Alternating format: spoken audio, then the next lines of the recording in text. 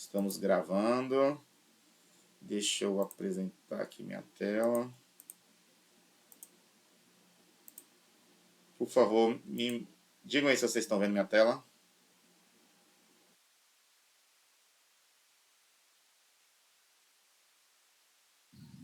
Sim, professor, dá para ver. Pronto, então vamos lá. Pessoal, é o seguinte, na aula passada nós começamos a falar sobre teste de unidade, tá? Essa daqui é a maior aula, deixa eu ver quantos slides, são 67 slides. Por quê? Porque muito que a gente vai falar aqui serve também para teste de integração e teste de sistema, tá? É algo que os conceitos aqui são usados nas 3 etapas, né? Que é assim que a gente definiu, né? Então, só para lembrando aqui, a gente viu essa figura, né? Há 2 aulas atrás, que é a visão global do processo de teste, o que cada teste está mais ligado, tá?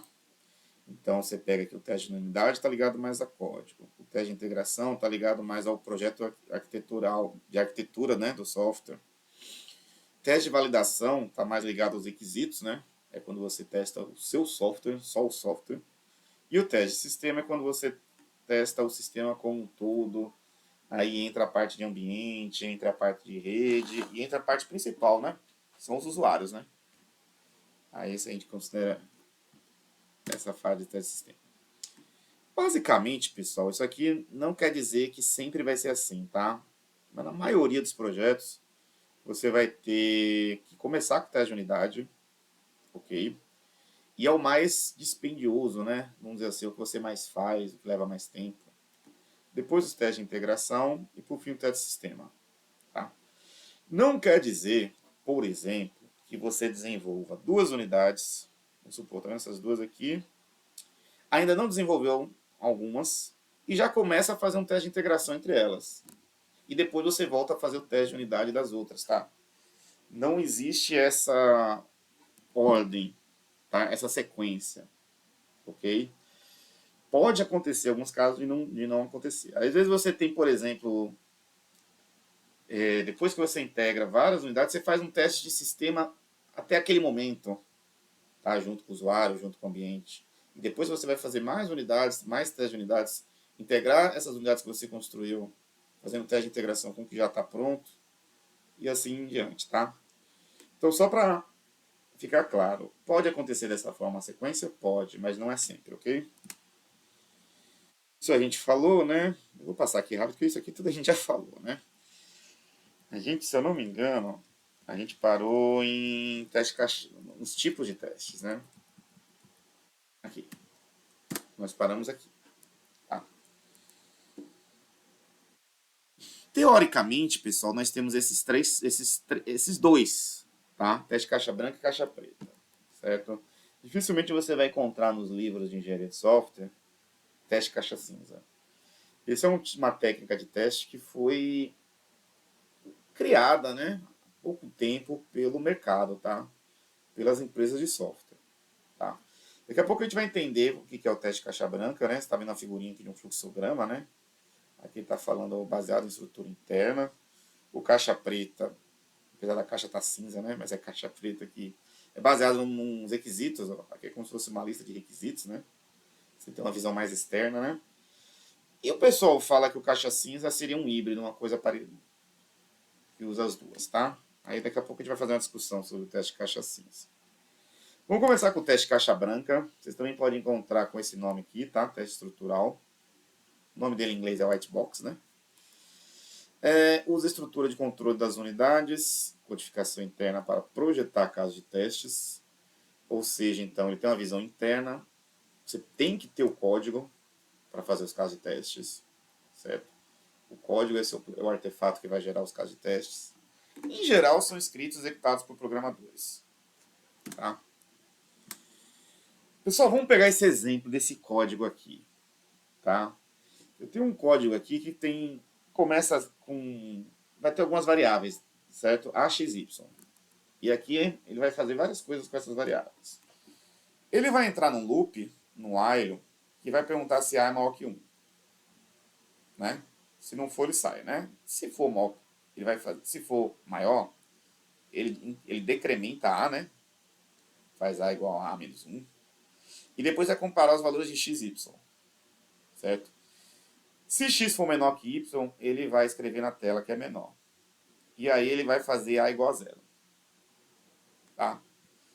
Se não for menor e for igual, ele vai dizer que foi igual. E se não for nem menor nem igual, ele vai dizer que é maior. Tá? Um exemplo aqui de teste caixa branca. Assim, vamos dizer assim, uma técnica dentro da técnica é a gente pegar esse código e fazer o fluxograma dos caminhos. Tá? Então, a primeira coisa que eu faço é enumerar ele. Perceba que eu comecei aqui do while, que assim, o que vem aqui antes não vai interessar muito para a gente fazer os casos de testes nesse momento, ok? Eu quero fazer os casos de testes baseado nessa lógica interna aqui. Então eu vou ter uma repetição, né? Aí eu faço algumas coisas dessa repetição. Dentro dela tem um if, e dentro desse if, não, tem um if else, né, dentro dela, e dentro desse else tem um outro if else, né? Quando a gente for desenhar o fluxograma, vai ficar algo parecido com isso, tá? Então aqui na primeira linha aqui eu tenho um while, na segunda eu faço A igual a menos 1, na terceira linha eu tenho um if, se sim ele vem para cá, se não ele vem, se for pro else, né, não, ele vem para cá, se sim ele vai me escrever menor, faz aqui A igual a 0, e sai, né, vem aqui para chaves, nem volta para o while, né? E se não, ele entra no else e faz do outro if else, né? Um ele vai dizer que é igual, o outro ele vai dizer que é maior, vem pro 9, que o 9 é a chave, né? E volta pro loop. Beleza? Algum comentário aqui, eu não precisaria ter, por exemplo, essas duas caixas aqui, 4 e 5. Tá? Eu posso fazer algo como isso aqui. Porque sempre que passar no 4 vai passar pelo 5. Tá? Então, eu já reduzi aqui um pouquinho o nosso fluxograma, né? Já dois símbolos e uma seta, né? Agora virou... Eu cortei uma seta e um símbolo só. Tá?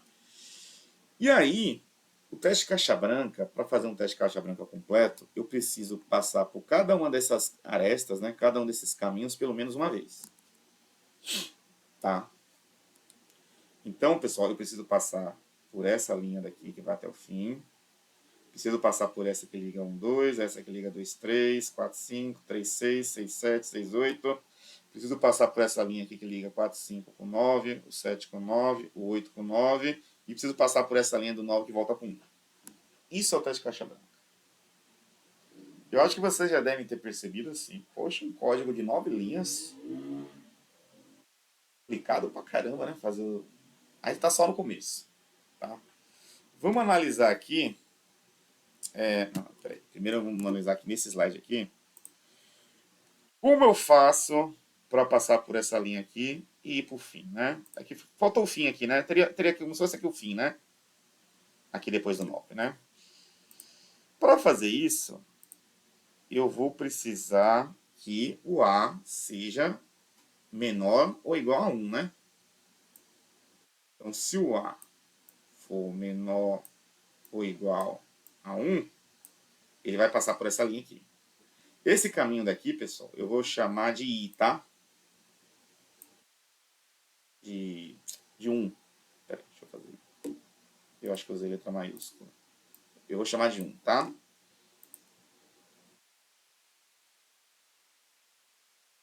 Beleza? Pronto, já fiz esse caminho aqui. Agora eu preciso fazer o caminho que entra aqui no 2.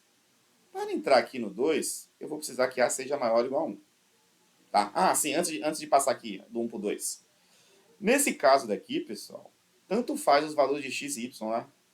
X pode ser qualquer coisa, y pode ser qualquer coisa, tá?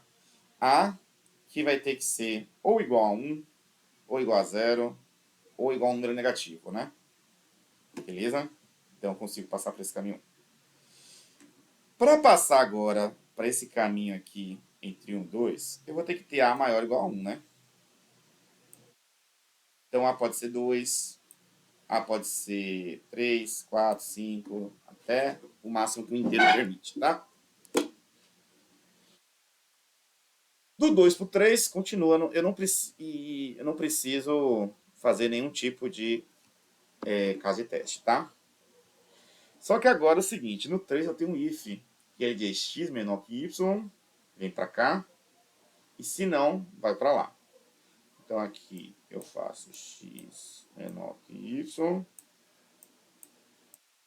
e para lá é quando x é maior ou igual a y. Eu acho que vocês devem lembrar, né, que a negação do menor é o maior igual, né? Assim como a negação do maior aqui, ó, é o menor igual, né? Porque tem a opção do igual também, né? Beleza. X e y passou aqui. Quais os valores que eu posso ter para x e y? Se x, por exemplo, for 2, y não pode ser 2, né? Y não pode ser 1. Y tem que ser maior, tem que ser 3, 4, 5, etc, tá? Ele vai passar por aqui, por essa linha 4, 5, vai passar por essa linha que liga o 4, 5 com 9 e vai passar aqui para o 1. Então, com A maior que 1, X maior que Y, eu vou pegar um exemplo aqui, tá? Vamos dar um exemplo aqui. Eu vou botar de verde. Se A for igual a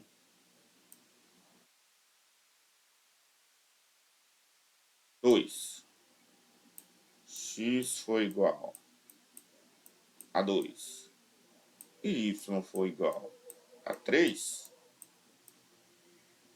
ele vai passar por aqui, por aqui, por aqui, por aqui, por aqui e por aqui, tá? Eu esqueci de fazer aqui o de lá, né? Vamos voltar rapidinho. Vou botar aqui de, deixa eu ver, de amarelo.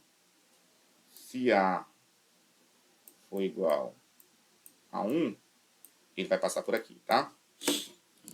Perceba que eu já passei por vários caminhos, né? Tá faltando passar agora por esses daqui, né? Então eu tenho um caso de teste que eu vou ter que ter A igual a 1, x, y qualquer valor. Um outro caso de teste pode ser A igual a 2, x igual a 2, y igual a 3. Tá? Mas agora eu preciso passar para cá. Para eu passar para cá, x tem que ser maior ou igual a y. Vamos testar primeiro com igual, tá? Vou usar aqui esse azul aqui. Então, o A, eu vou manter o A igual a 2, tá? A igual a 2. Vou manter o x igual a 2. Tô no mouse aqui, pessoal. Perdoa aí esses números bizarros, tá? Seria legal se tivesse uma canetinha, né?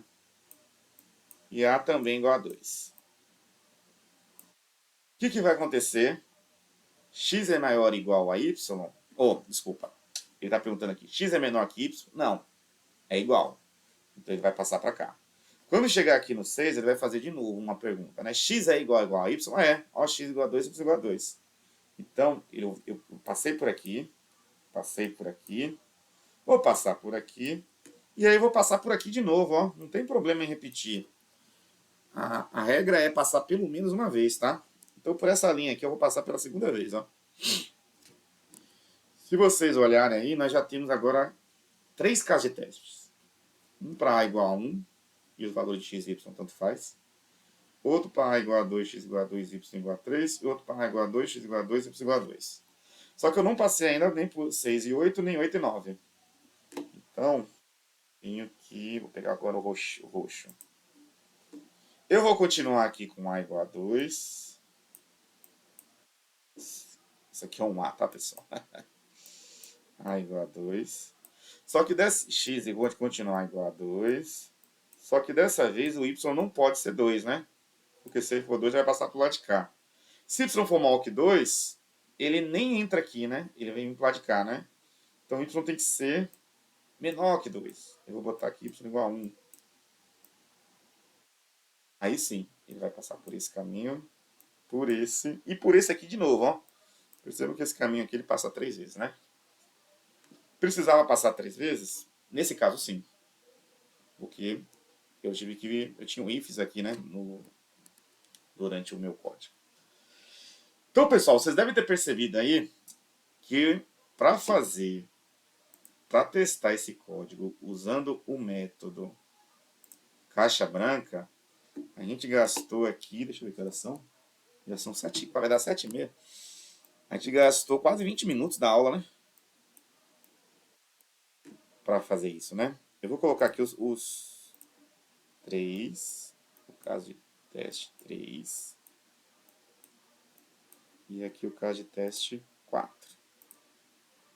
Então, para fazer isso daqui, eu precisei de 4 casos de teste. Se eu fizer menos casos de teste, eu não vou conseguir fazer o teste caixa branca completo. Tá? É o que está dizendo aqui, ó. Beleza? Deixa eu ver se eu consigo fazer o seguinte. Espera aí. Manter. Eu quero copiar isso aqui no próximo slide. Deu certo.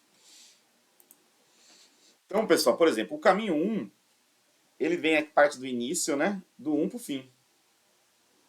Tá? Na verdade, esse 1 aqui é o amarelo, né? Deixa eu só corrigir aqui, tá? Para não ficar parecendo. É o amarelo. Vou apagar aqui. Eu não consigo apagar depois que eu faço. Eu volto. É um bug do. Deixa eu ver se eu consigo apagar agora. É um bug do, do PowerPoint. Eu só consigo apagar o que eu escrevi agora, né? O que eu escrevi anteriormente eu não apago. Tá. Mas deixa eu só borrar esse 1 aqui. Esse 1 aqui não existe, tá? Ele é o amarelo. O 2, ele faz 1, 2, 3, 4, 5, 9. Volta pro 1 e vai pra cá. Ah, eu esqueci desse detalhe, tá? O 2 ele passa de novo. Ele passa por aqui também, ó. Ele passa por aqui também. O caminho 2. O caminho 3 é a mesma coisa, tá? Ele vai passar 1, 2, 3, 6, 7, 8, 9. Volta para o 1 e vai passar por aqui de novo. Deixa eu botar aqui a coisinha certa dele. E o caminho 4, que é o roxo aqui, né? Ele faz 1, 2, 3, 6, 8, 9. Passa, volta para o 1 e passa por aqui. Tá? É o roxo, né? Vou botar aqui o roxo. Certo, pessoal? Percebam que esse daqui ele passou mais vezes que o de cá, até, né? Passou 4 vezes por aqui. Para cada caminho desse, passei pelo menos uma vez. Isso é o teste caixa branca. Tá? Eu acho que vocês perceberam o trabalho que deu, né? Mas vamos primeiro falar sobre as vantagens. Né? Otimização de código ao encontrar erros ocultos. Pessoal, deixa eu dar um exemplo desses dois tópicos aqui, né? Detectar código inútil e encontrar erros ocultos. Imagine que eu tenho um software que calcula. Está na época de imposto de renda, né? Da gente declarar imposto de renda, né? Imagine se o desenvolvedor lá da Receita, o cara que fez o software, né, do imposto de renda, ele coloca um if lá, né?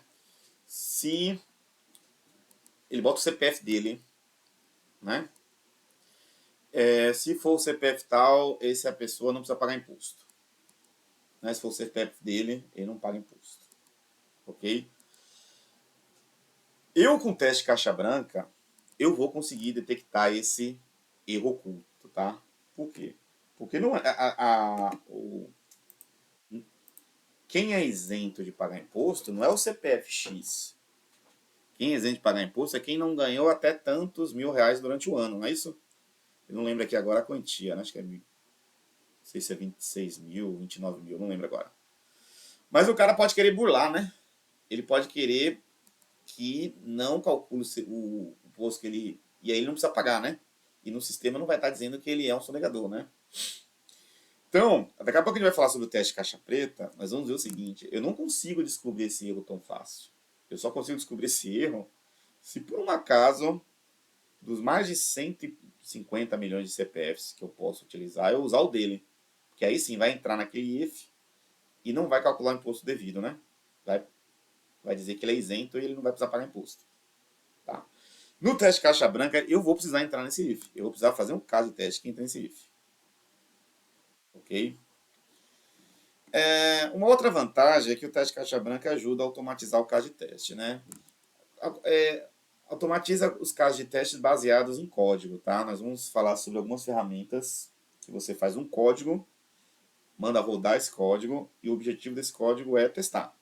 Você não vai entregar esse código para o cliente, você vai testar se o seu método está correto, se o software está correto. Então, como você tem acesso ao código, o teste caixa branca ajuda você a fazer essa automatização. Tá? Necessita conhecer a linguagem, a programação e a lógica interna do software, né? Mais completo, verifica todos os caminhos do código, né? Aquilo que eu falei, né? Detecta aqueles códigos que não poderiam estar ali. Depuração do defeito é mais rápida. Pessoal, deixa eu falar sobre isso daqui. Imagine, deixa eu voltar aqui, que no caso de teste 1 passa, no caso de teste 2 passa, o caso de teste 3 passa, e vamos supor que o caso de teste 4 tem uma falha, certo? Eu consigo entender que, por exemplo, se o caso de teste 4 teve uma falha e o caso de teste 2 não teve, o erro não vai estar aqui no 4.5. Por quê? Porque o caso de teste 4 nem passa pelo 4.5. O erro não vai estar aqui no 7, no bloco 7, no bloco de código 7. Por quê? Porque o caso de teste 4 não passa no bloco 7. O erro vai estar por onde esse caso de teste passou, né? Então a depuração para encontrar o erro é mais... Eu já faço uma boa filtragem, né? Daqui a pouco a gente vai falar sobre o caixa preta, a gente vai ver que não existe isso, né? Eu vou ter que fuçar em todo o algoritmo, né? Ok? Eu vou ter que usar outras técnicas para poder achar onde está o defeito, né? E pode começar no início do projeto, mesmo que o front-end não esteja disponível. Por exemplo, se a gente quer fazer um teste que a pessoa não vamos pensar assim, né? A pessoa não tem conhecimento nenhum de programação, de código, da linguagem de programação, da lógica. Provavelmente ela vai fazer um teste baseado na visão do usuário, né? Provavelmente você vai ter que ter o front-end para ajudar a fazer esse teste. Ou então um protótipo, né? Alguma coisa, né? Já o teste caixa branca, você não precisa ter o front-end. Eu posso chegar lá no código e parametrizar, né? Eu posso fazer algumas... Eu posso, por exemplo, aqui, ó. Eu posso chegar aqui e colocar os valores de A, X, Y, para saber se vai funcionar isso aqui, né? Eu posso fazer um código de teste com isso.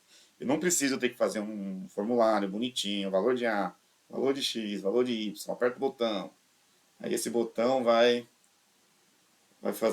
passar para uma outra classe. Essa outra classe vai instanciar um objeto. E esses atributos vão ser atribuídos ao que o usuário colocou no formulário, né? Eu não preciso disso para fazer teste de caixa branca. Em geral, para fazer teste de caixa preta, eu vou precisar. Tá? As desvantagens, é claro, né? Eu já comentei, né? É muito complexo e muito dispendioso, né? A gente levou um tempão para fazer esses 4 casos de testes, né? A gente vai ver que quando eu falar de teste de caixa preta, teste de caixa preta, eu vou dar um exemplo parecido, só que com mais possibilidades. E os casos de testes eu vou fazer em menos tempo do que eu usei aqui em caixa branca. Eu vou fazer mais testes, ter mais requisitos para testar e vou fazer em menos tempo, tá? Ou seja, o caixa branca realmente é muito caro, demora muito para ser feito, né? E por isso os programadores geralmente não gostam de fazer. Detestam, né? E muitas vezes vai requerer ferramentas, conhecimento profundo em lógica de programação. Né? Como é que eu sei que eu passei por todos os caminhos? Manualmente isso é difícil, né? Você vai precisar de uma ferramenta para auxiliar nessa tarefa. Beleza? Vou passar agora para o caixa preta. Se alguém tiver alguma dúvida, pode interromper aí, ok? Não? Então vamos embora. O teste caixa preta, também chamado de teste funcional, ou teste comportamental, o nome dele em inglês é black box. Eu acho que pelos nomes aqui vocês já perceberam, né? Enquanto o teste caixa branca se chamava estrutural, eu precisaria conhecer a estrutura do código. Aqui eu preciso conhecer o comportamento e a função do código. Né? Tem uma visão mais externa, focaliza nos requisitos funcionais, né? Uma visão externa do usuário final. Em geral, são escritos executados pela equipe de teste independente, né? Pela equipe de QA, por exemplo. Não necessariamente pelos programadores que fizeram o código. Tá? Em geral, tá? programador pode também escrever teste caixa preta, lógico. Aqui eu vou começar falando das vantagens, né? Depois a gente vai ver um exemplo de caixa preta. Tem a visão do usuário final, né? E não da perspectiva do engenheiro de software, do programador, né? Ou então da pessoa que está fazendo o design do código, né? Teste focado no requisito, nós já falamos sobre isso. O testador não necessita ter habilidade de programação. Já o teste caixa preta precisa, né? Precisa saber o que é um while, o que é um if, o que é uma estrutura de dados, né? Muito mais simples e muito mais barato, né? Você faz em menos tempo. Daqui a pouco eu vou provar. Agora, quais são as desvantagens? Eu já falei até uma, né? Enquanto o teste caixa branca eu consigo já saber mais ou menos onde está o defeito, no teste caixa preta eu não tenho essa noção, né? Porque se eu não estou vendo o código, eu só estou vendo o que está entrando, que são os dados de entrada, e o comportamento dele, né? Que são os dados de saída. Como está fazendo lá dentro eu não vejo. Por isso que é o nome preta, né? Caixa preta, né? Por não ter acesso ao código, a automatização exige outras técnicas e ferramentas. Então, fazer testes automatizados através de ferramentas de código, né? É mais difícil. Tá? Menos completo, por não testar todos os caminhos possíveis, pode ocultar erros. Por exemplo, eu também já falei sobre isso, né? Aquele exemplo lá do programador da Receita, que quer burlar, né? Não quer pagar imposto. Faz um if com o CPF dele. Teste caixa preta, dificilmente eu vou encontrar esse defeito, né? Por quê? Porque eu só vou conseguir encontrar se eu usar o CPF do desenvolvedor que fez isso, né? Que aí eu vou ver, pô, peraí, esse cara aqui ganhou não sei quantos mil por mês. Então ele tem que pagar imposto de renda. E aí, tá dizendo aqui que ele tá isento, alguma coisa tá errada, né? E assim, quando o teste caixa preta é feita, né, com a visão do usuário, às vezes você precisa ter um front-end para realizar os testes, né? Você precisa ter uma coisa bonitinha lá, né? Você precisa ter uma forma de você entrar com os dados que não seja através do código, né? Pessoal, vamos pegar um exemplo aqui. Esse exemplo aqui eu dava até o ano passado, tá? Esse exemplo aqui, a gente vai fazer o seguinte. O exemplo que a gente vai dar aqui de teste caixa preta é se o aluno for aprovado ou não em uma disciplina na UXAL. Beleza? Até ano passado tinha um negócio da aproximação, que era uma bagunça, os alunos não entendiam, os professores menos ainda, tá? Então vamos ver agora como é que ficou em 2025, certo? Até 2022 também era dessa forma, tá? O requisito é o seguinte, se o aluno tiver acima de 25% das faltas, ele é reprovado por faltas. Você não precisa nem lançar, o cara pode ter tirado 10 nas duas unidades. Não precisa nem lançar a nota. O sistema não precisa nem calcular se ele foi aprovado por média ou não. Se ele tiver menos, aí sim eu vou fazer o cálculo da média dele, né? A gente tem um detalhe, e não existe nota negativa, né? O aluno está devendo nota. Como é que é? Na próxima vez que ele pegar a disciplina, ele já vem com -1, né? Se ele tirar 8, ele fica com 7. Não, não existe isso, né? No mínimo a nota é 0. E não existe uma nota superior a 10, né? Eu não consigo, pode até ter o professor que botar umas questões extra, mas se o aluno ficou com 10 e tem bônus, tem questão extra, perde, né? Ou bota na próxima unidade, né? Mas no máximo eu posso lançar nota 10. E aí, então, eu tenho esses 4 cenários, tá? De 0 a 3,9, o aluno é reprovado por nota. De 4 a 5,9, aguardando o final. Entre 6 e 10 é aprovado por nota. E também tem os casos de lançar notas inválidas. Ok? Então, agora nós vamos fazer os casos de testes para esses requisitos. Vamos pensar em faltas, né? Faltas não faz sentido o aluno faltar meia aula, né? Um terço de aula. Ou ele faltou uma aula inteira, ou ele não faltou, né? E aí eu vou somar a quantidade de aulas, quantas aulas ele deixou de vir, né? Então, o meu intervalo, pessoal, vai ser... tá. Uma coisa aqui, ó. Esse intervalo aqui é dos casos de testes, tá? Porque não existe o aluno ter menos uma falta. Como também não existe o aluno ter mais falta do que quantidade de aulas. Tá? Então esse intervalo aqui embaixo vai ser a mesma coisa, no mundo dos testes. Certo? O intervalo real é de 0 a quantidade de aulas, lógico, né? Com relação às faltas, eu tenho 4 cenários. Beleza? O primeiro cenário, eu vou usar um caso de teste dizendo que o aluno teve nenhuma falta, ou um aluno teve exatamente 25% das faltas, ou um aluno teve uma falta a menos que os 25%. Aqui são 3 casos de teste, tá, pessoal? Nesse cenário 1, se passar, ele vai fazer o cálculo da nota. Tá? No cenário 2, o aluno teve 25% das faltas mais 1, ou então faltou todas as aulas. Então, nesse cenário 2 aqui, ele vai ser reprovado por falta. E aí, eu coloquei mais 2 cenários, que é o caso de eu tentar colocar uma falta negativa ou botar mais falta do que aulas. Nesses outros 2 cenários aqui, o sistema vai ter que dar um aviso, né? Dado inválido, alguma coisa do tipo. Nesse caso aqui, impossível o aluno ter falta negativa. Esse aqui, impossível o aluno faltar mais do que a quantidade total de aulas. Ok? Se passamos pelo cenário 1, eu tenho que continuar meus testes, tá? E aqui é o intervalo dos meus testes. Eu vou começar de menos 1 até 11. Ficou ruim aqui, né? Deixa eu fazer uma coisa melhor aqui. Ficou parecendo que é menos isso aqui, né? Deixa eu fazer assim. De 1, 2 pontos. Fazer esse é o intervalo, né? Dos testes.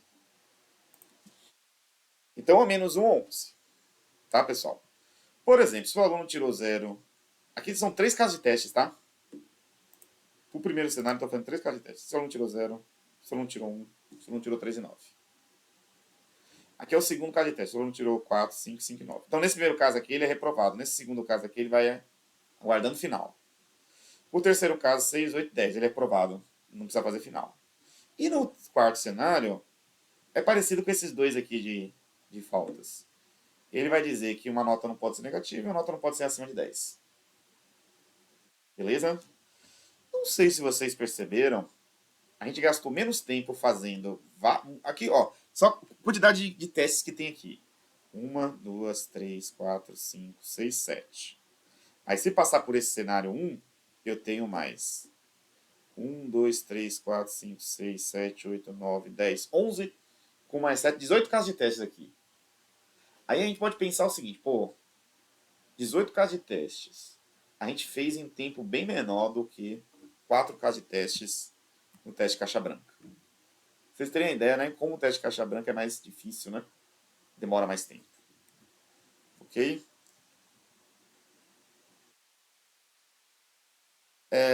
Aqui, pessoal, eu estou passando alguns slides aqui, que são algumas técnicas dentro da teste caixa preta, tá? Depois vocês podem dar uma olhada aí. Se vocês não entenderem, vocês podem falar comigo. E, por fim, a gente tem esse teste caixa cinza. Alguns vão chamar de teste híbrido, outros vão chamar de gray box, né? Que é o nome em inglês, né? Diz que é uma combinação dos testes caixa branca e teste caixa preta, né? Diz que o testador possui algum conhecimento da estrutura do código, mas não tem o código nas mãos, né? Ele possui algum conhecimento. E os casos de teste podem ser escritos pelos dois, né? Seguinte, qual que é o questionamento aqui do teste caixa cinza? Ele não faz caixa branca, porque ele não tem acesso ao código. Ele faz um caixa preta, só que ele faz um caixa preta melhorado. Ele vai fazer, quando ele for fazer os casos de testes como a gente fez aqui, ele vai ter um conhecimento do código, que vai ajudar ele a fazer os casos de testes, que provavelmente vai passar por mais linhas de código do que se você não tivesse esse conhecimento. Tá? Quer ver? Vou dar um exemplo aqui para vocês. Imagine que o requisito do meu... Eu tenho um requisito que eu preciso autenticar CPF. Né? Eu preciso que o CPF seja válido. Se eu for fazer caixa branca, eu vou ter que fazer, pessoal, todo aquele cálculo do CPF. Eu não sei se vocês sabem, né? O CPF são 11 dígitos, né? Deixa eu sair aqui. O CPF são 11 dígitos, né? Sendo que esse último dígito aqui, ele está relacionado ao estado que a pessoa nasceu, tá? Esse dígito daqui está relacionado a uma conta que ele faz com esses 9 primeiros.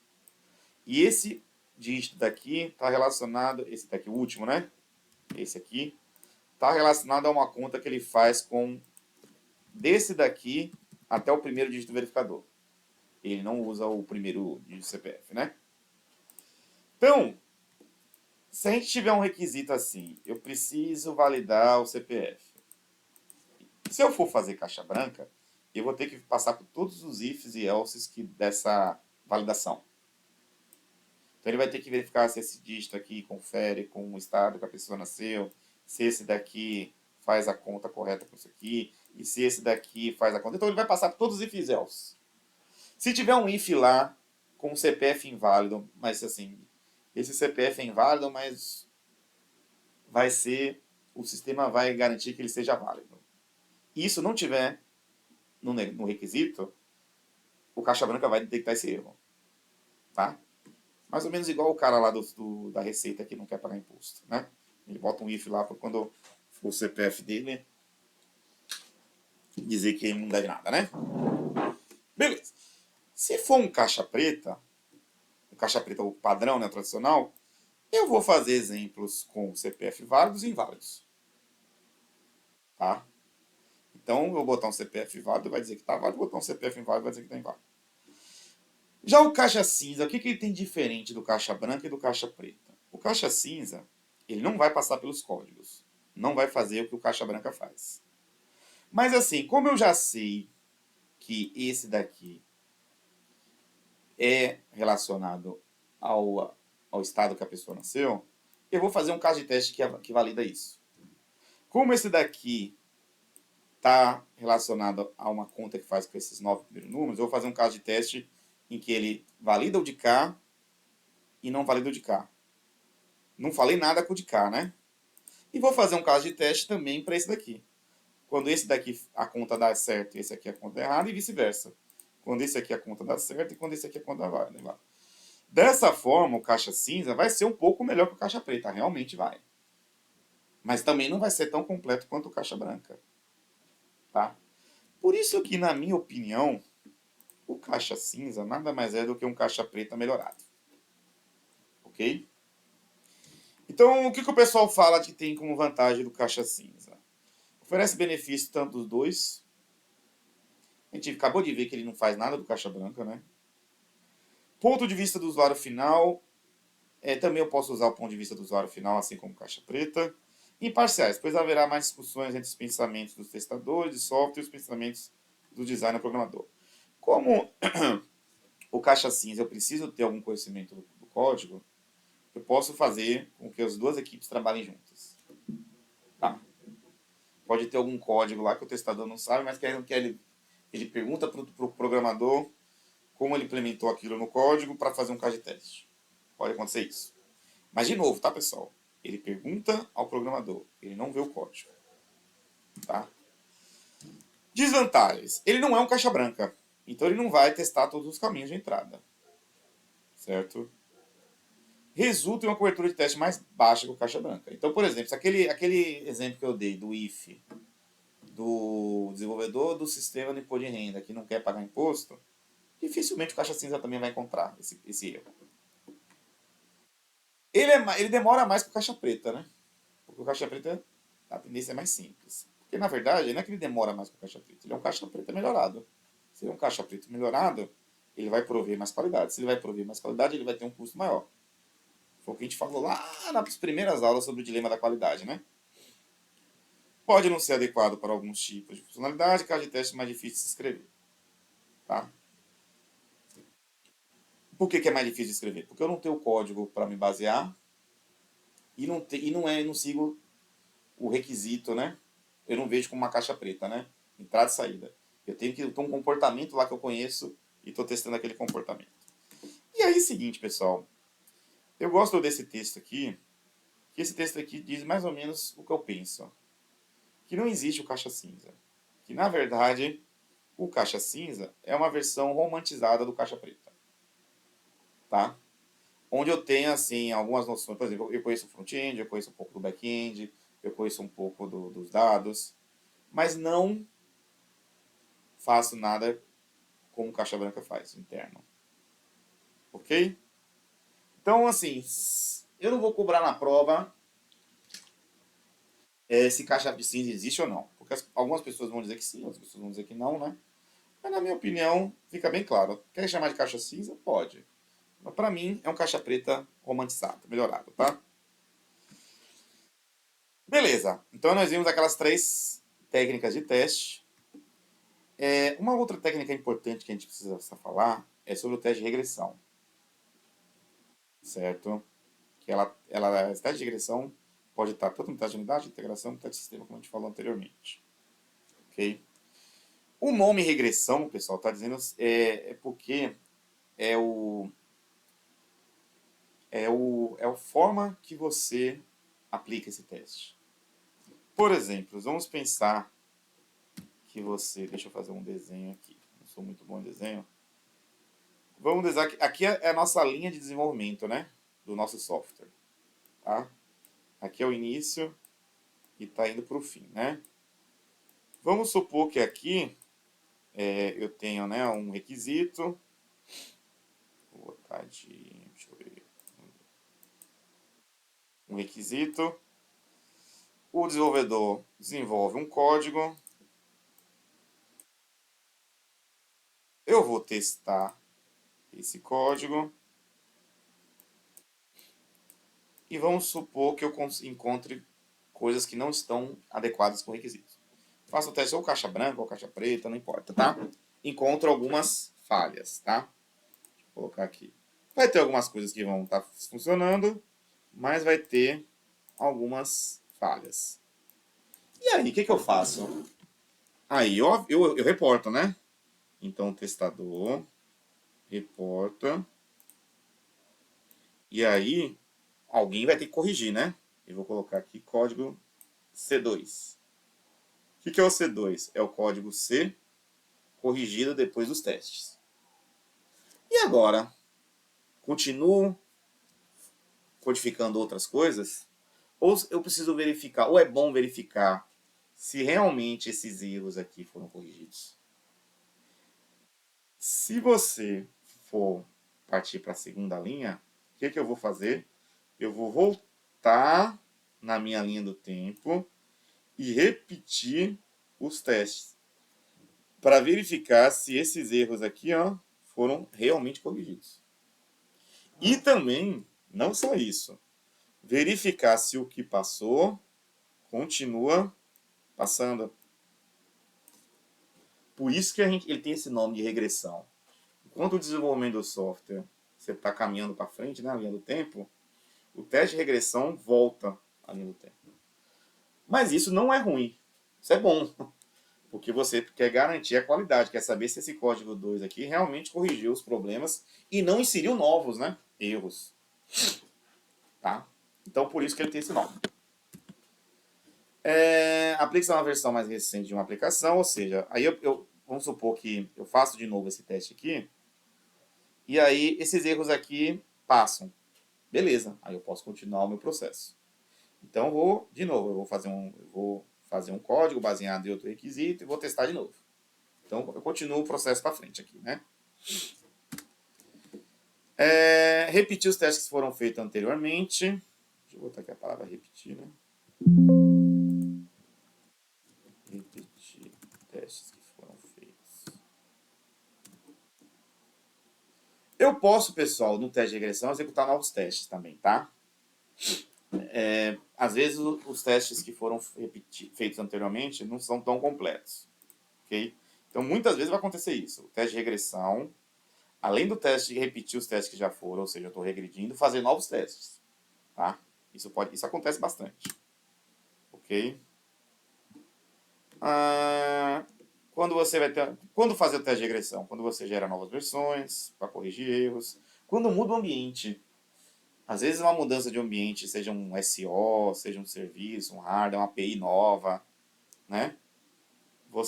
É bom você repetir os testes que você já fez, né? Fazer teste de regressão. E o seguinte, não, as pessoas não gostam de fazer teste de regressão por um motivo lógico, né? Você está regredindo, né? Você está voltando ao tempo, você está fazendo uma coisa que você já fez. O pessoal chama de retrabalho, né? Por isso, os testes de regressão, você precisa, é uma muito excelente prática, automatizá-los, tá? Porque se você tem que fazer tudo manual de novo, desmotiva a equipe, ok? Então, aqui a gente vai falar sobre automatização de testes, tá? Porque algumas aulas, e vale a pena você automatizar para fazer os testes de regressão.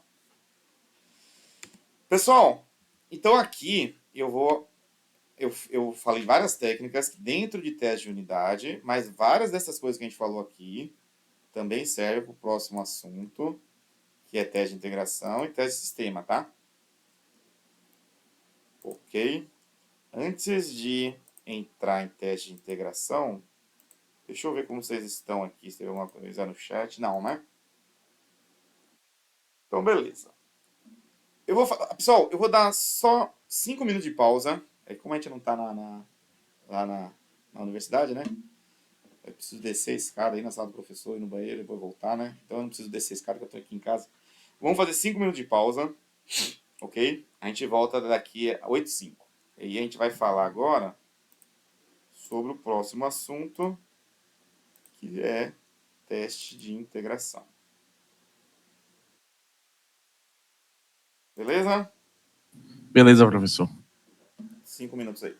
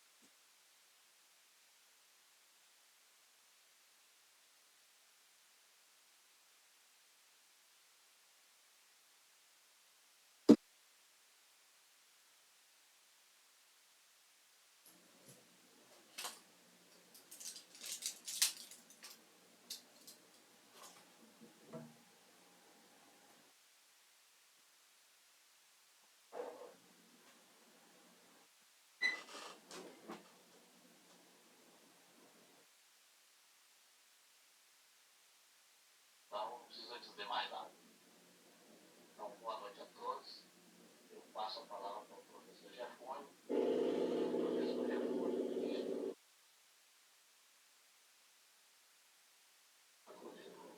desse curso, então ele poderá melhor falar a respeito. E já está aqui na DEV conosco, se eu não me engano, desde 2012. Vou passar a palavra para você, a palavra para o professor Jefone. Desde 2010, a gente já tem um pouquinho de tempo, né? Eu sou velho na IATESB, que é bastante antiga, né, meus amigos? Mas boa noite a todos, tá? Meu nome é Jefone Júnior. Primeiramente, eu gostaria de agradecer em nome do comandante Locan, a toda a comissão executiva da DESB Bahia, pelo convite, mais uma vez estar dando essa oportunidade de estar fazendo parte desse corpo docente, desse curso que é tão importante, que é tão se eleva e que a cada ano vai aumentando a rede de relacionamento. Então, para nós aqui é um motivo de muita alegria essa noite sobre um tema que para nós é de grande valia, né, e a gente é apaixonado pelo que a gente faz. Então, não é fácil a gente poder conversar com profissionais, conversar com amigos, rever também uma série de amigos que a gente acaba desenvolvendo dentro dessa instituição. E, ao mesmo tempo, eu gostaria também de parabenizar todos os estagiários de IETA 2025 pela escolha que fizeram, por estarem acreditando na possibilidade de educação continuada, mesmo que com uma modalidade online, mas é a tendência, inclusive, do próprio mercado educacional hoje no Brasil. Então, parabenizo a todos vocês por terem escolhido esse curso, que é tido como curso sugêneres, né? Inclusive, a nível de ADESGs no Estado brasileiro, é um curso da Bahia, e que é um extrato do curso superior de inteligência estratégica administrado pela Escola Superior de Guerra, ao qual o nosso professor, né, que está aqui presente, o professor Marcelo Batar, é certificado.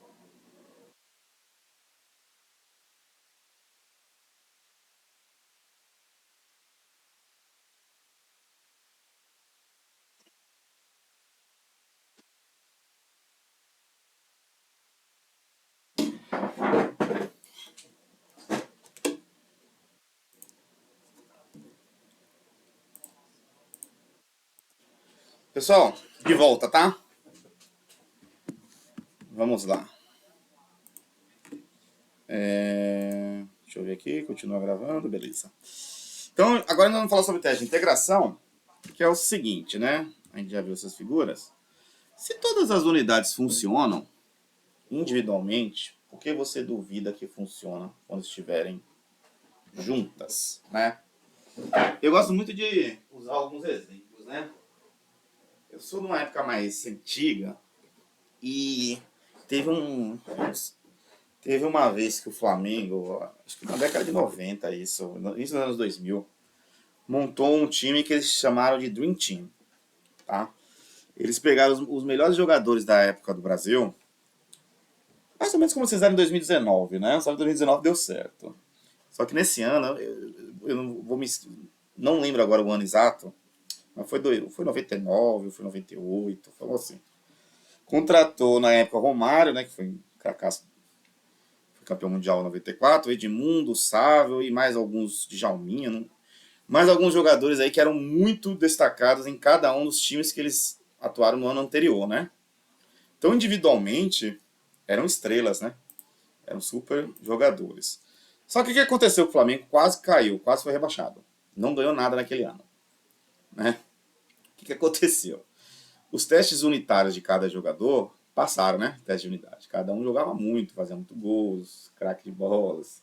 Mas quando botou pra junto, um não tocava pro outro, era vaidade, era um querendo fazer mais gol que o outro, né? Isso pode acontecer também no software, tá? Essa analogia que eu fiz aí. Quantas vezes que, apesar de uma unidade passar todos os testes, assim, né? Fazer uns testes rigorosos, investir em qualidade, em QA, né? Fazer todo teste caixa branca, etc. Pode ser que quando juntar com outra unidade apareçam defeitos, tá? Isso acontece muito também quando você tem que uma equipe desenvolveu uma unidade e outra equipe desenvolveu outra, tá? E aí uma equipe faz o teste da unidade de uma unidade, outra equipe faz o teste de unidade de outra unidade. Esses testes de unidade têm objetivos diferentes, têm estratégias diferentes, né? E aí quando você integra essas duas unidades, começa a aparecer os erros. Tá? Lógico, os erros vai estar ou numa unidade ou na outra ou nas duas. Quando você integra duas unidades, não pode aparecer um erro de teste de integração, não pode estar numa terceira, né? Beleza, agora alguns erros comuns, tá? Dados podem ser pedidos através de uma interface. Por exemplo, pessoal, imagine que naquele exemplo que eu falei de notas, né? Vamos pensar que a minha equipe desenvolveu uma unidade e nós usamos tanto faltas como inteiros e notas inteiro, tá? Já uma segunda equipe que fez uma outra unidade no software usou notas como float e faltas como float. Vamos imaginar que não tinha isso no requisito, ou se tinha, um dos dois cometeu um defeito, né? Se tinha int, foi a equipe de lá, se tinha float, foi a minha equipe que cometeu esse erro, né? O que acontece quando a gente integra, né? Vamos pensar assim, no caso aqui, do aluno que ficou com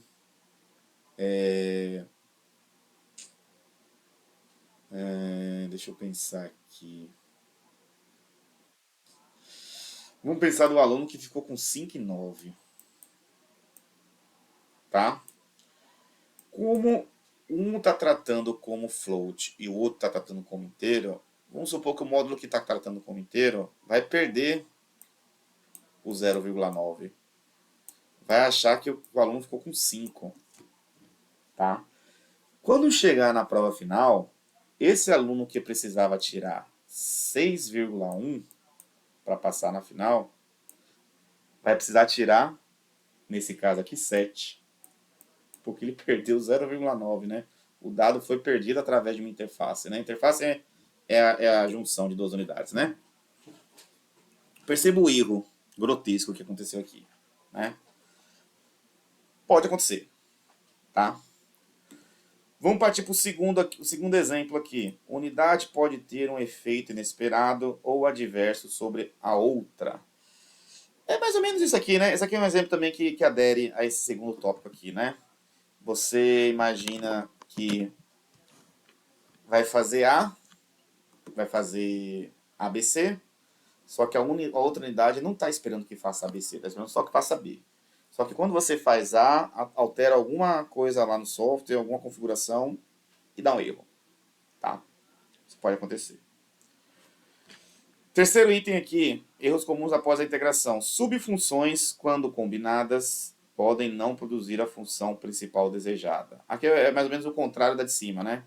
Imagine que eu precisava que acontecesse ABC, aí a primeira unidade entrega A segunda unidade entrega C, e uma das duas teria que entregar B, né?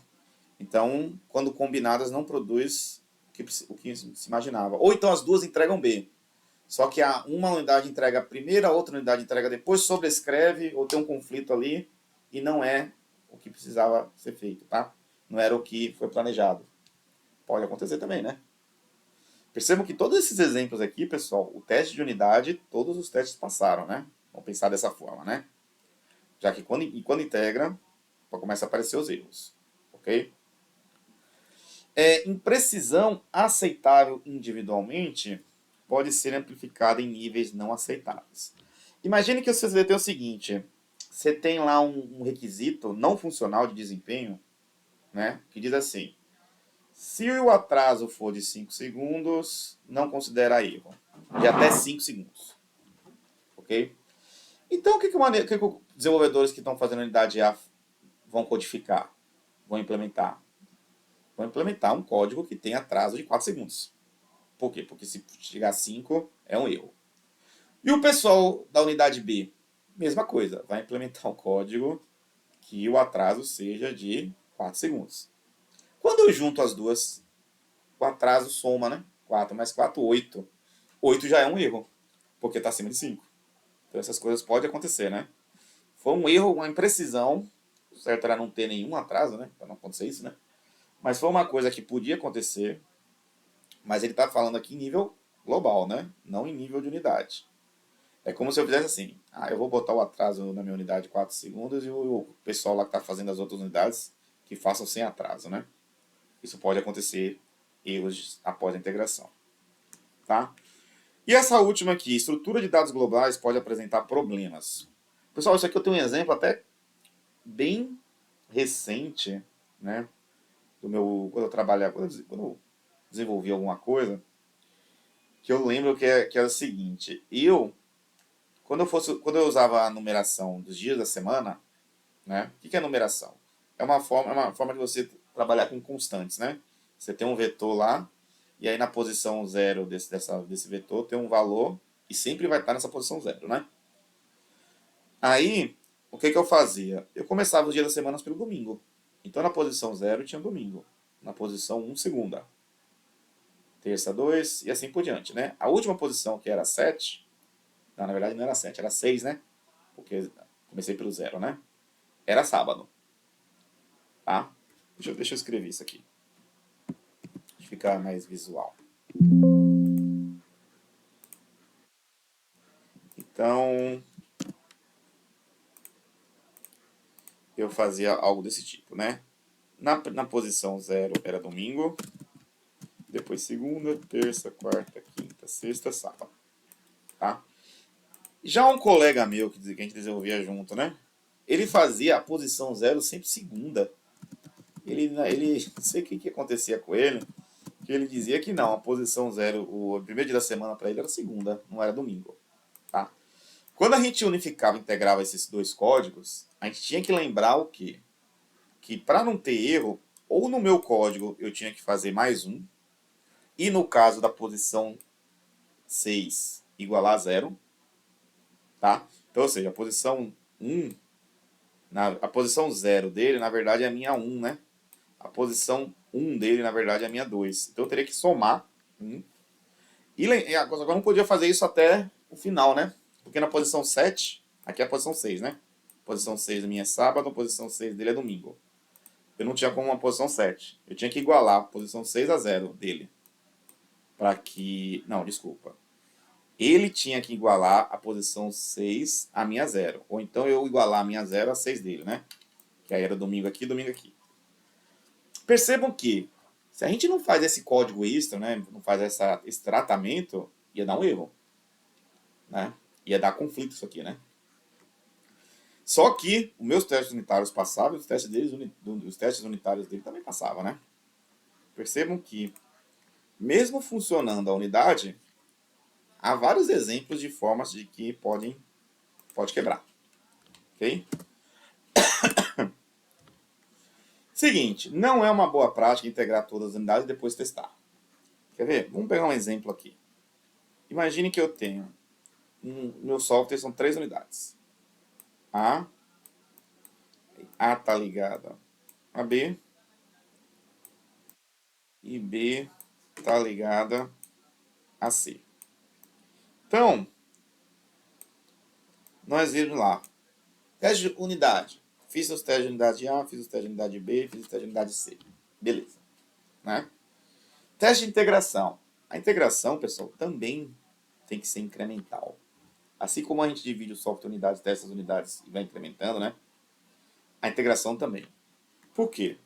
Porque se eu fizer um teste de integração de A integrado com B integrado com C, na verdade eu estou pulando o teste integral e estou fazendo teste direto de sistema.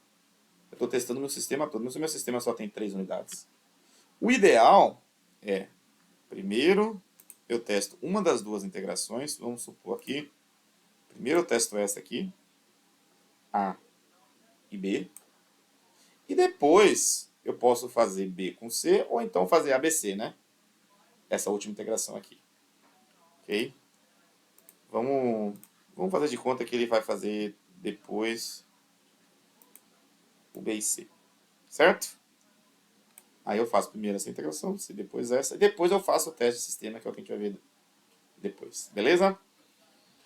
Por quê, pessoal? Porque se eu fizer tudo de uma forma, primeiro que eu vou estar de contra aquela estratégia que a gente desenhou, né? Unidade, integração, sistema. Começar do pequeno e ir para o grande. Né? A gente já vai fugir dessa estratégia. A segunda, quando eu faço AB e encontro uma falha, o erro não vai estar em C, né? Porque eu não integrei C ainda. O erro ou vai estar em A, ou vai estar em B, ou pode estar nos dois, né? Ou pode estar nos dois. Tá? Então não é uma boa prática você integrar tudo, ou fazer... Vamos supor que eu tenho aqui mais outra integração aqui. B, por exemplo, também fala com uma outra unidade chamada D. Tá? Não vale a pena eu fazer, por exemplo, BCD, fazer um teste de integração integrando essas 3 unidades de uma vez, e depois fazer com A. O interessante é fazer B e C, depois B e D, ou vice-versa, né? Tanto faz. E depois eu trago A. Por quê? Porque quando eu fizer os testes de integração de B e C, se eu achar uma falha, não vai estar em D. E não vai estar em A, né? Vai estar ou em B ou em C. Beleza? E aí, aquelas coisas que a gente falou de teste de unidade serve aqui também, tá, pessoal? Teste de caixa preta, teste de caixa branca, teste de regressão, né? Tudo que a gente falou lá serve aqui. Só que teste de integração existe algumas técnicas, né? O pessoal não gosta, eu acho que talvez seja o assunto que o pessoal menos gosta da disciplina de testes, que é as técnicas de teste de integração, tá? Por quê? Aqui eu vou fazer o que primeiro? AB, BC, BD, qual são 3 aqui, né? AB, BC, BD. Qual que eu vou fazer primeiro? Depende da técnica que você escolheu, tá? A gente pode começar de cima para baixo, que a gente chama de top-down, ou de baixo para cima, tá? Daqui a pouco a gente vai entender isso melhor. A top-down, eu ainda divido ela em 2, tá? Ou primeiro profundidade, ou primeiro largura, tá? A bottom-up tem profundidade e tem largura? Quando eu estou de baixo para cima, não seria bem profundidade, né? Seria altura, né? E largura, tudo bem.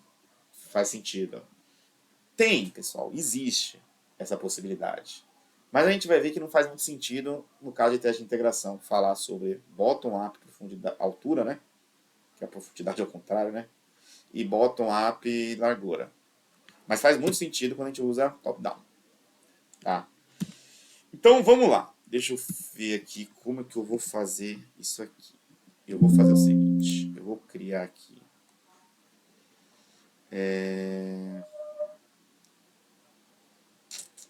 Deixa eu ver se fica legal fazer assim. Ó, vou fazer assim, ó. Eu vou inserir uma tabela. Eu já fiz isso aqui algumas vezes. Tá? Essa tabela eu vou dividir em top-down e bottom-up, sendo que a top-down eu tenho profundidade e largura, tá? Então, aqui eu vou mesclar. Aqui é o top-down. Deixa eu ver se eu só usei hífen, né? Isso. E aqui é a bottom-up. Tá? Bottom tá estranho. É com 2 T em vez de 2 O. Bottom. E na top-down eu tenho por profundidade, ou seja, depth, e tenho por largura, breadth. Estou usando os termos em inglês, que é o que mais aparece os termos em inglês, tá, pessoal? Vamos aumentar um pouquinho aqui a fonte, vamos centralizar. Certo? Então a gente vai comparar aqui como que vai ficar essas técnicas. Deixa eu reduzir um pouco aqui. Deixa eu botar para reduzir um pouco mais. Vou colocar ela aqui embaixo, tá? Aqui. Certo? Esse aqui é o exemplo que nós vamos usar, tá? Deixa eu ver se eu consigo ampliar ele um pouquinho. Eu posso tirar isso aqui.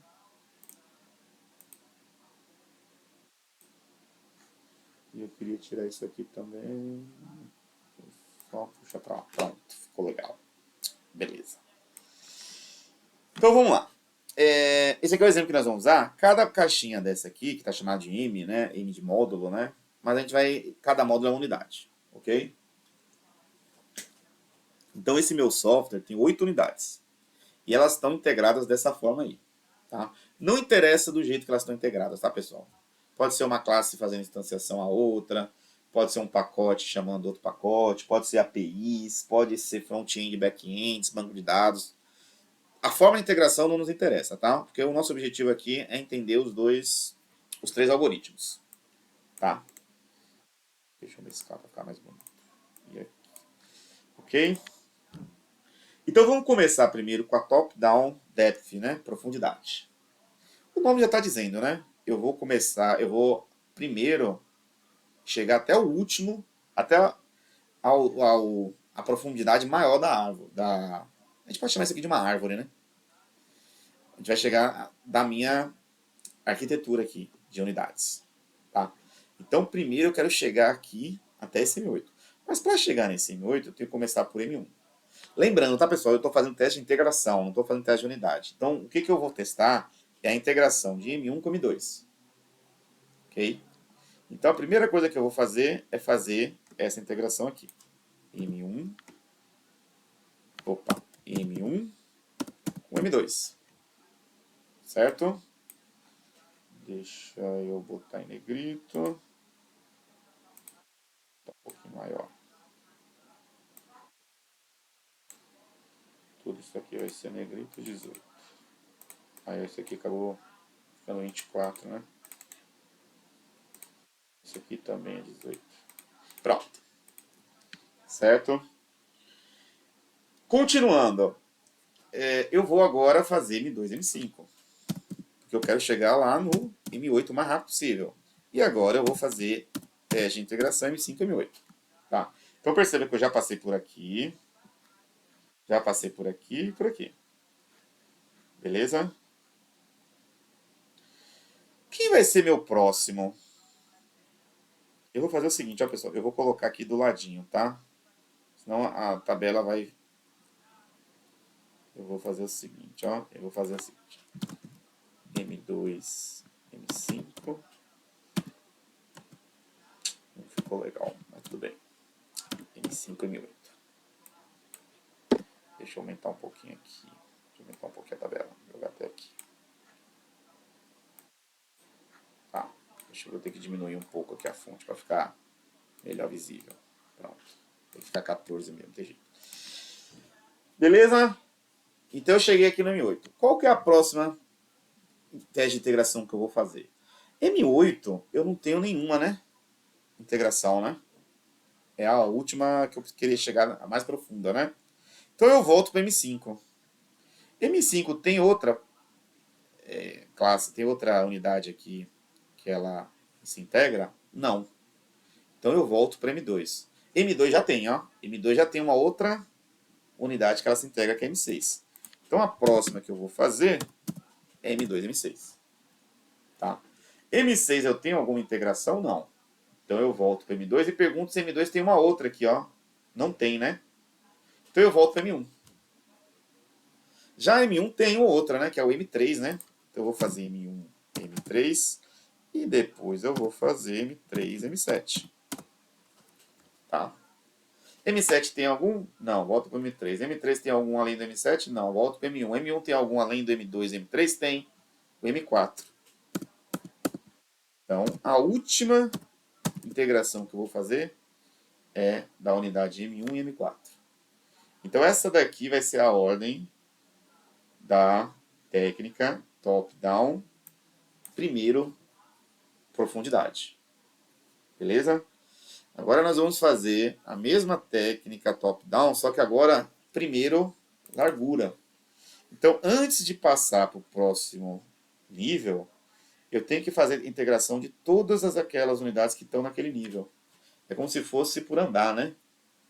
Imagine assim, ó, eu tenho um prédio de 5 andares, eu só vou limpar o próximo andar, né? Eu estou lá no quinto, limpei o quinto, né? Eu só vou limpar... E estou começando a limpar o quarto. Eu só vou passar a limpar o terceiro depois que eu limpar os quartos, todos os quartos do quarto andar. Aí eu passo para o terceiro. Só vou passar para o segundo depois que eu limpar todos os quartos do segundo andar. Já a depth, né? Profundidade é assim. Eu vou limpar todos os quartos terminados em 1. Então eu estou no quinto andar. Eu vou limpar o 501. Depois eu vou limpar o 401. depois do 301, depois do 201, 101. Depois que eu limpei o 101, eu volto, né, pro 200, pro segundo andar. Aí depois que eu limpei o 101, eu volto pro segundo andar. É isso mesmo? Depois que eu limpei o 101, eu vou verificar se o 102, eu vou fazer o primeiro andar, né? O mais profundo primeiro, né? Esse exemplo do hotel não deu muito certo, não. Mas acho que a ideia fica clara, né? Enquanto eu quero primeiro no depth, profundidade, chegar no mais profundo, no breadth eu vou fazer por andares, tá? Percebam, pessoal, que o primeiro vai continuar sendo M1, M2, ó. Tá? E agora, eu vou fazer M2, M5, como eu fiz aqui? Não, porque ainda tenho um no mesmo andar que eu ainda não fiz. M1, M3. Eu vou agora para o M7, ou vou aqui para o 2 e 5? Não, porque tem uma aqui ainda no mesmo andar, M1, M4. A primeira coisa que a gente pode ver aqui, pessoal... Poxa, deixa eu fazer um negócio... Deixa eu aumentar um pouco aqui. Então, quem quer participar aí?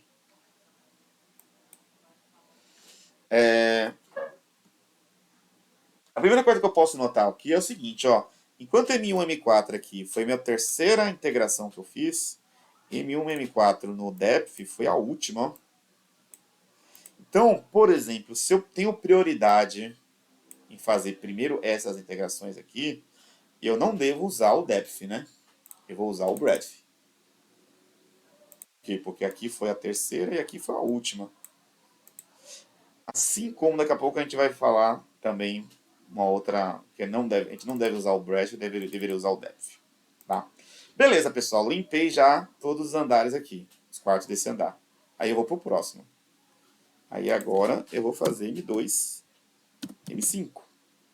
Depois de M2, M5 eu faço M5, M8? Não, porque eu ainda tenho quartos nesse andar aqui para ser limpado, né? Eu tenho M2, M6 e tenho também M3, M7. Perceba que M4 não se integra com nada, fora M1, ele não se integra com outra unidade. Então eu não tenho, paro por aqui. E aí sim, agora eu vou fazer o próximo andar. O próximo andar, na verdade, só tem um M8, né? M5 e M8. Tá? Então, da mesma forma, ó, pessoal, enquanto M5 e M8, que é essa integração aqui, foi a última que eu fiz na técnica top-down largura, ela foi a terceira que eu fiz na técnica top-down profundidade. Então, se M5 e M8, seja porque eu já finalizei essas unidades, seja porque é prioridade, é mais importante testar isso aqui, meu objetivo de teste, meu objetivo de qualidade, então fazer largura não era uma boa opção. Tá?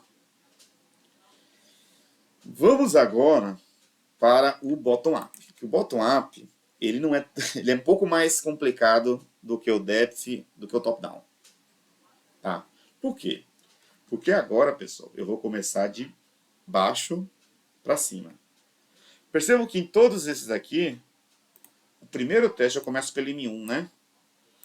O que tem de diferente do M1? O M1, pessoal, é como se fosse meu programa principal, né?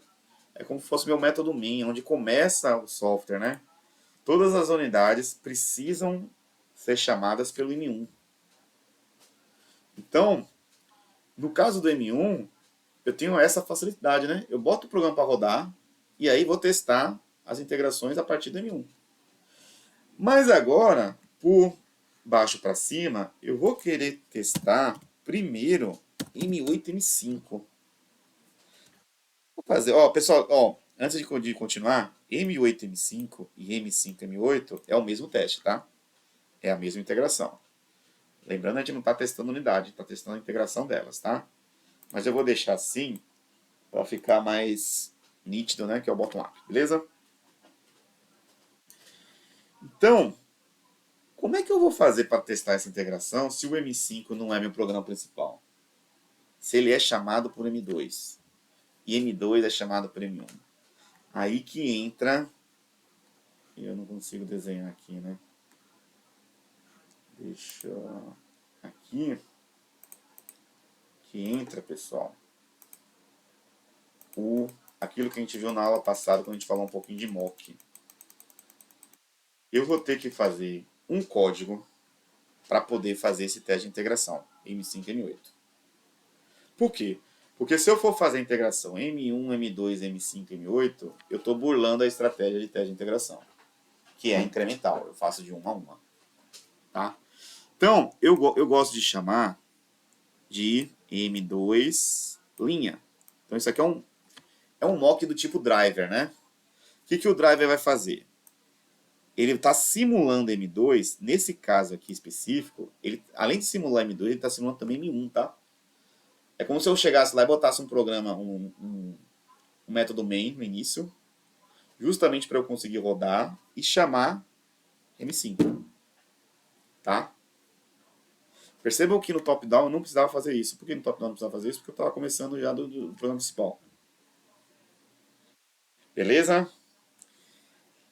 E agora, eu faço o quê? Eu faço M5, M2? Não, pessoal. A técnica diz o seguinte. Como eu estou começando de baixo para cima, não, eu poderia até fazer. Se eu fizesse M5... Não, desculpa, pessoal. Eu poderia até fazer M5, M2. Tá? Eu estou fazendo aquilo que eu falei para vocês, né? Bottom-up subindo por altura primeiro, né? Mas a técnica geralmente que a gente usa no bottom-up é primeiro fazer as integrações que a gente chama das unidades que não chamam ninguém. Então, no caso daqui, a 8 e a 6, a 7 e a 4, elas são, a gente chama de dependentes, né? Elas dependem de outras unidades para funcionar. E, por sua vez, não chamam nenhuma unidade. Então, o bottom-up eu primeiro priorizo essas integrações. Então, eu fiz essa aqui. Agora eu vou fazer M6, M8. Peraí, eu tenho que mudar aqui o... Tá. Não, desculpa, M6, M2. Eu falei M8, né? M6, M2. Só que, de novo, olha o que aconteceu. O M2, que é o que essa integração M6 M2 aqui, o M2 não é o programa principal. Então eu vou ter que criar um driver para chamar M2. Eu posso usar esse aqui? Não. Porque esse daqui... Até poderia, tá, pessoal? Poderia. Poderia fazer uma atualização dele, mas não é uma boa prática fazer isso. O ideal é você fazer, para cada integração, o seu próprio driver, tá? Que eu vou simular o M1 na chamada do M2. Perceba que assim, isso aqui não tinha no top-down, né? Já fiz de fazer 2 códigos extras para poder fazer o bottom-up. Aparentemente é o pior de todos, né? Mas daqui a pouco a gente vai dizer quando ele leva vantagem. Tá? M7 e M3. A mesma coisa, tá, pessoal? Eu vou precisar fazer um M1. Posso usar o de cá? Poder até pode.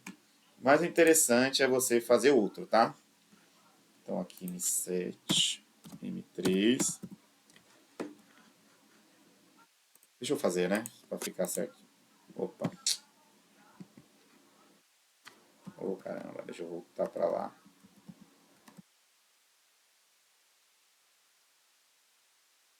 Deixa eu fazer aqui, né? Nesse caso aqui, eu já vi muitas pessoas falando que daria para usar esse daqui. Você botaria mais código. Mas qual que é o problema? O código que você vai botar para chamar M3 não necessariamente vai precisar ser usado para chamar M2. Então imagine que você está fazendo teste de integração aqui e outra equipe está fazendo esse teste de integração aqui. Se vocês usarem o mesmo driver, né, o mesmo mock aqui, isso pode causar problema, tá? Se for depois, até pode, né? Se for sequencial, né? Mas se for paralelo, sempre é melhor fazer o seu separado. Nesse caso aqui, agora eu vou chamar de 2 linhas, tá?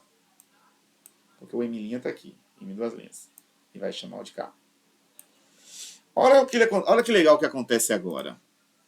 Para fazer do M4, que é o último nó que não chama ninguém, né? Então a gente começou com M8, M5, M6, M2, M7, M3, agora M4, M1. Eu não preciso de mock, porque o M1 já é a unidade principal, tá? Beleza? E agora? Beleza, agora eu preciso fazer do a integração do M5 com M2. Né? Do M5 com M2, novamente, eu vou precisar do M1. Então, eu teria que fazer... Esse daqui foi para fazer a integração do M2 com o M6. Eu teria que fazer aqui um M3 linha 1, né? Posso usar esse? Posso usar esse? Posso. Tá? Mas no caso aqui eu precisaria fazer mais um. Aí faço M6, M2. E M3, M1, pessoal? Não precisa, né? M3, M1. E o último que faltou foi M2, M1. Também não preciso fazer mock. Tá? Percebam, então, que...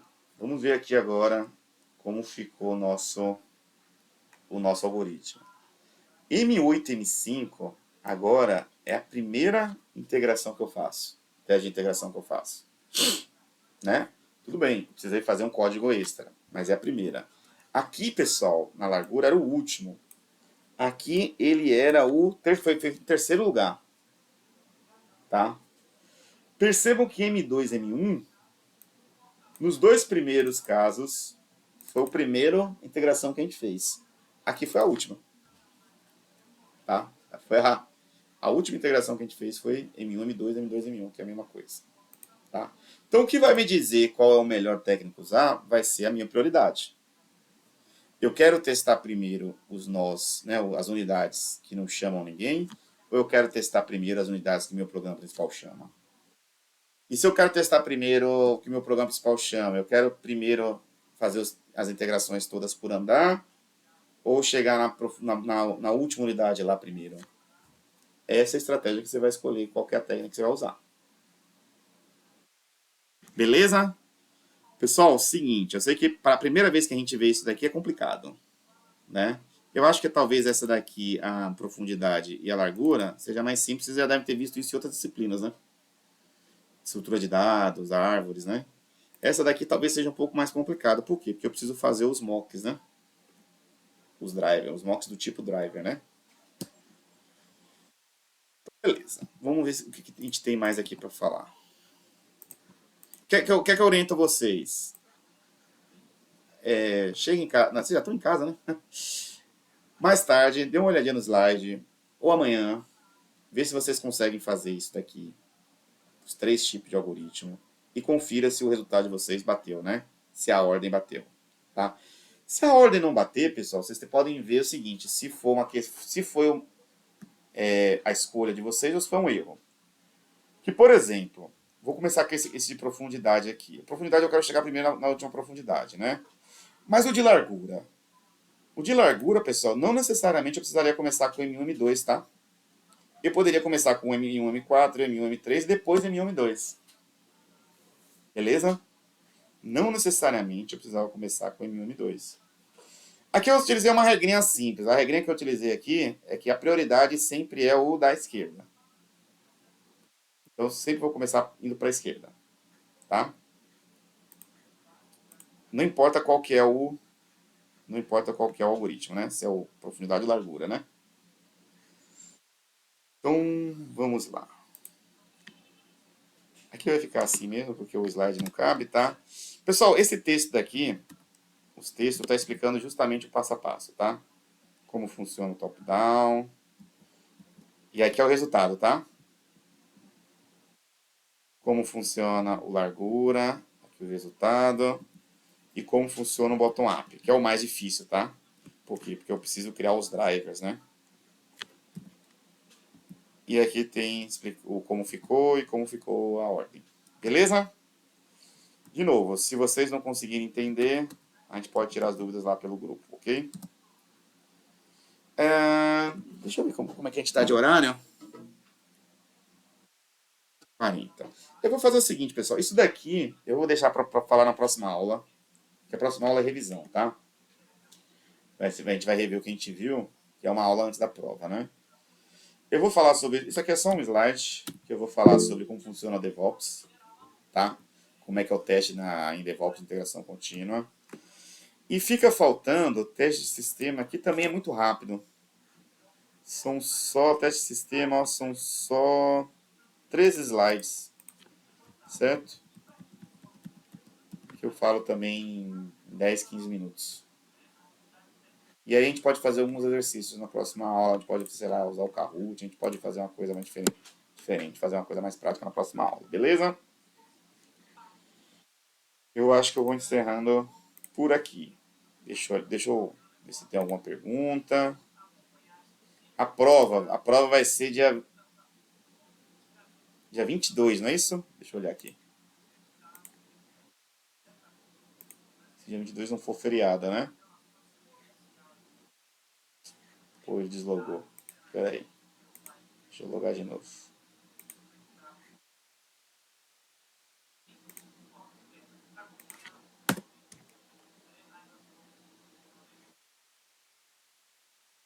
Ele não abriu. Agora ele abriu. Tá, a prova é dia 22 mesmo. E o trabalho dia 29, tá, pessoal? Lembrando que o que vocês vão entregar nesse trabalho dia 29? É uma pesquisa sobre uma ferramenta de teste. E apresentar na sala de aula essa ferramenta. Não é nada muito trabalhoso não, tá? É um texto. Vamos dar uma olhadinha aqui? Então, prova dia 22. Vocês vão fazer uma pesquisa, né? Vocês vão escolher uma ferramenta de teste. Oh, meu Deus. Sempre faz isso. Vou clicar aqui. E deixa eu botar aqui. Vocês vão escolher uma ferramenta, fazer uma pesquisa. De 6 a 12 páginas, tá? Nesse formato aqui. Que já para vocês treinando escrever artigo para o TCC, né? De vocês, né? E depois apresentar, tá? Pessoal, aqui na atividade de sala, que é a apresentação, né, ela vale 2, a pesquisa, se não me engano, vale 3, não é isso? Isso, vale 3. Aqui eu já dou, ó, vários exemplos de ferramentas, tá? De novo, tem que vir aqui e editar. Vários exemplos, tá? Vocês vão escolher uma dessas aqui, formar em equipes de até 5 pessoas, faz a pesquisa e apresenta, certo? Preciso apresentar a ferramenta rodando? É bom, né? Eu acho que os seus colegas vão gostar de ver a ferramenta rodando, né? Algumas dessas aqui tem que rodar no Eclipse ou no IntelliJ, né? Ela é integrada com a IDE, né? E uma coisa que eu não queria, pessoal, era que todo mundo falasse da mesma ferramenta, ok? Então, o que eu estou pedindo para vocês? Cheguem aqui, quando vocês decidirem qual a ferramenta que vocês vão usar. E é que para mim não aparece, mas eu acho que para vocês aparecem. Ah, pronto, aqui. Adiciona um comentário para a turma. A equipe de fulano de tal, Cicrano, escolheu a ferramenta X, tá? Para eu poder controlar, para que não chegue no dia, todo mundo fale de uma só. Aí não vai ter, não vou alcançar o objetivo da atividade, né? Eu estou deixando repetir até 2 vezes, tá? Por exemplo, 2 equipes podem falar sobre JUnit, 2 equipes podem falar sobre o Postman, 2 equipes podem falar sobre, sei lá, o Robotium, mas 3 não, porque começa a ficar repetido, né? A gente não alcança o objetivo de ver a quantidade ver as diferenças das ferramentas, né? Ver onde a gente aplica o conteúdo, né? A teoria nelas. Professor, no caso aí, essa atividade é 2, a outra 3? É como se fosse a mesma, tá? É Só isso. que uma é um trabalho documento que vocês vão enviar. Então aqui, ó, atividade 1.3, vocês vão entregar o documento. Basta que um da equipe entregue, tá, pessoal? Lembra aqui das regrinhas. Basta que um entregue, apenas um entregue. E aqui a apresentação, tá? Tá. Professor, os outros 5 pontos da primeira unidade, eles são o quê? É a prova, que vai ser no dia 22. Pronto. Da segunda Tranquilo, unidade né? vai ser o quê? A segunda unidade a gente vai ter uma aula para fazer um overview de processo e depois a gente vai fazer práticas. A gente vai começar a usar uma das ferramentas, vai começar a fazer código, tá? Tá, A ideia beleza. é essa. Valeu. Mais alguma dúvida, pessoal?